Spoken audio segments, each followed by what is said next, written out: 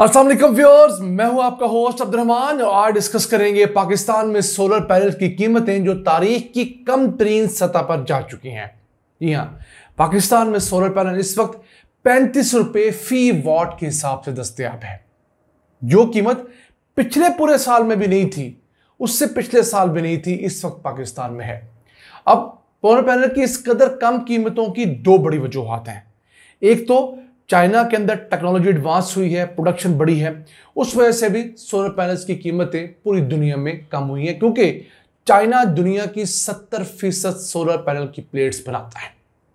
दूसरी बड़ी वजह, पाकिस्तान के अंदर पिछले 2-3 सालों से प्रॉपर्टी का कारोबार इतना चल नहीं रहा, तो पाकिस्तान में जो बड़े बड़े मगरमच्छ बैठे हुए थे, इन्वेस्टर्स थे, जो कुछ कमों में पैसा लगाकर खूब सारा मुनाफा कमाने की आदत में मुब्तला हैं, उन्हें बताया गया कि आप अगर सोलर पैनल खरीद लें, इंपोर्ट कर लें, तो आपको इसमें बहुत बड़ी दिहाड़ी मिलेगी। तो इन इन्वेस्टर्स ने अपना करोड़ों अरबों रुपए का सरमाया सोलर पैनल की इंपोर्ट के ऊपर खर्च कर दिया। एक एक इन्वेस्टर ने 100-200 कंटेनर मंगवा लिए जो कि सोलर पैनल से भरे हुए थे।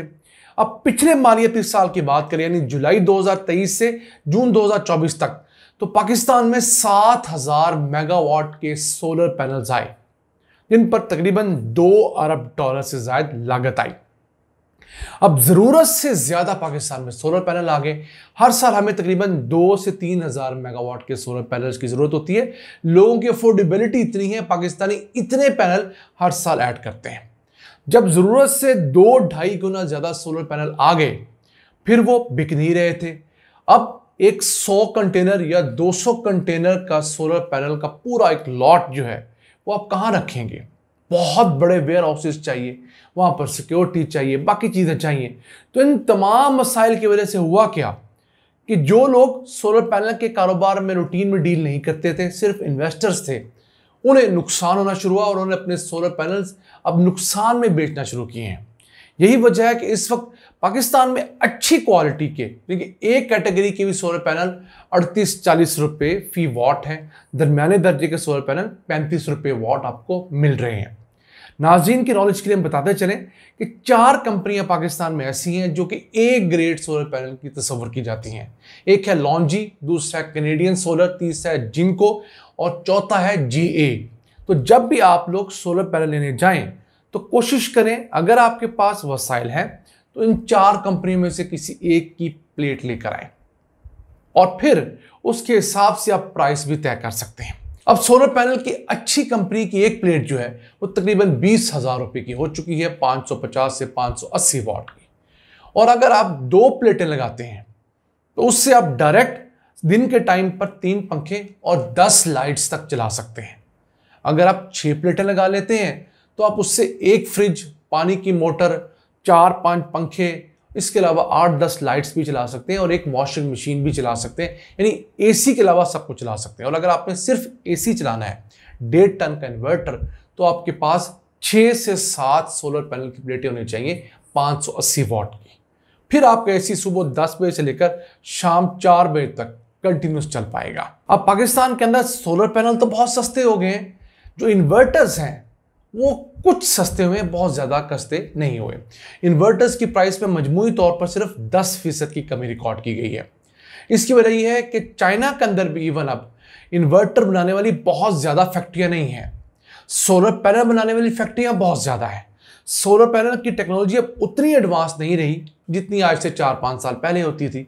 तो बहुत सारे और काम करने वाली कंपनियां भी सोलर पैनल के अंदर इन्वेस्ट करके फैक्ट्रियां लगा चुकी हैं, जबकि इन्वर्टर्स अभी भी एक हाई टेक चीज है। इस वजह से चाइना के अंदर इन्वर्टर्स की तादाद उस तरह नहीं बढ़ी, फैक्ट्रियों की तादाद उस तरह नहीं बढ़ी, इस वजह से उसका जो एक बहुत बड़ा इंपैक्ट पाकिस्तान में नहीं आया। तो हम तकरीबन 1 साल से अपने नाज़रीन से गुजारिश करते आ रहे हैं कि अगर आपके पास कुछ गुंजाइश है तो सोलर पर शिफ्ट हो जाइए, क्योंकि अगले 4-5 साल तो कम से कम पाकिस्तान में बिजली सस्ती होने का कोई हुकूमत भी नाम नहीं ले सकती, इल्ला ये कि बहुत बड़ी इनकलाबी तब्दीलियां कर ली जाएं, जो कि मौजूदा कमज़ोर हुकूमत की बस की बात हरगिज़ नहीं है।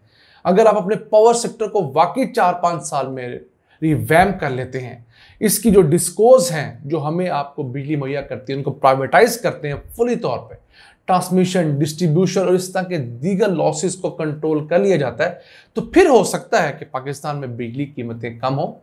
वरना अगले 4-5 साल तो मुसलसल ये कीमतें बढ़नी है, क्योंकि अभी भी पाकिस्तानी सिस्टम के अंदर इस कदर ज्यादा प्राइवेट पावर प्रोड्यूसर्स हैं जो IPPs हैं कि उनको दी जाने वाली रकम हमारी जेब से अदा की जा रही है। अब हम लोग बिजली का जो 1 यूनिट इस्तेमाल करते हैं उसके अंदर 24 रुपए हम लोग सिर्फ इन किराए के बिजली घरों का किराया अदा करते हैं हर यूनिट के पीछे। यही वजह है कि पिछले मालियाती साल में हम लोगों ने 2200 अरब रुपए का किराया अदा किया है। और टोटल बिजली पैदा करने पर हमारी कॉस्ट कितनी आई है, फ्यूल डालकर, दीगर ऑपरेशन मेंटेनेंस डालकर 1600-1700 अरब रुपए। तो कहां हम बिजली पैदा तो 1700 अरब रुपए की कर रहे हैं, लेकिन उस बिजली को पैदा करने वाले कारखानों को 2200 अरब रुपए हम लोग किराया अदा कर रहे हैं। और ये जुल्म किसने किया? सबसे ज्यादा जुल्म मुस्लिम लीग नून ने किया, जिसके पिछले तमाम टेन्योर में सबसे ज्यादा प्राइवेट बिजली घर लगे। दूसरे नंबर पर जुल्म किया हमारी पीपल्स पार्टी ने। इन्हीं दो हुकूमतों ने 1990 की दहाई में ये प्राइवेट बिजली घर लगाने की पॉलिसी लगाई और पाकिस्तान में प्राइवेट बिजली घर लगाने की एक लाइन लगा दी।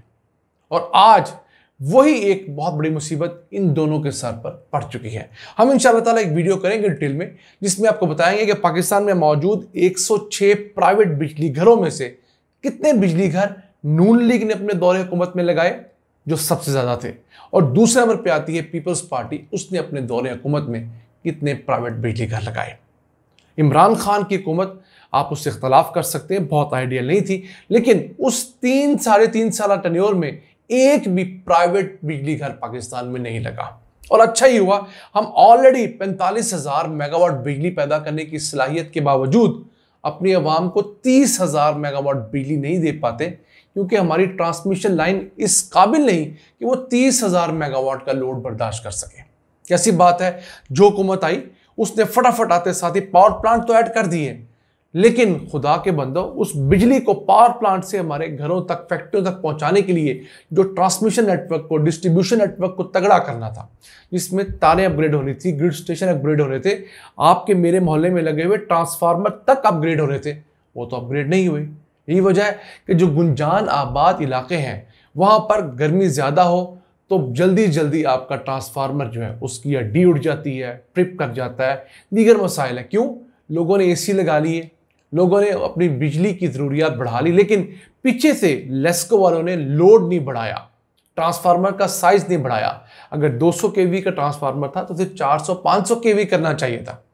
उसके लिए हमारे लेस्को वाले, फेस्को वाले रिश्वत मांगते थे, तो लोग वो रिश्वत दे नहीं पाते तो गुजारा कर रहे हैं। अब पाकिस्तान में हुकूमत 2 जगह फंसी हुई है। एक, बिजली बहुत महंगी है, लोग अफोर्ड नहीं करते, लोग सोलर के ऊपर कन्वर्ट हो रहे हैं। दूसरा, हुकूमत के पास बिजली वाफर है और हुकूमत उसे सेल नहीं कर पा रही। इसके अंदर एक तीसरा एडिशनल फैक्टर भी आया है। वो नून लीग ने अपने साबका टेन्योर के अंदर बड़ी अच्छी पॉलिसी दी थी 2014-15 के अंदर, कि आप अपने घर के ऊपर सोलर लगाकर उसकी बिजली हुकूमत को भेज दें, जिसे नेट मीटरिंग कहा जाता है।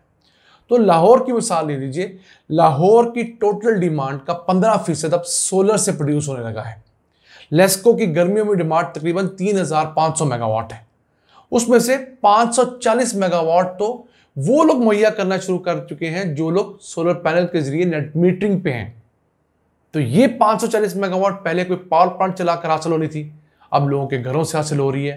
तो जो पावर प्लांट चलना था वो नहीं चलेगा, लेकिन उसका किराया हम अदा करते रहेंगे। और गौहर एजाज ने यहां तक कहा है कि 40 ऐसे खानदान हैं जो इन पावर प्लांट्स की कमाई खा रहे हैं खरबों रुपया, और आवाम दर बदर की ठोकरें खाने पर मजबूर है। तो ये था आज का एपिसोड। हम उम्मीद है हम लोग कुछ नई बातें आप तक पहुंचाने में कामयाब हुए होंगे। अपने मेजबान अब्दुल रहमान को इजाजत दीजिए। अल्लाह ने के बाद।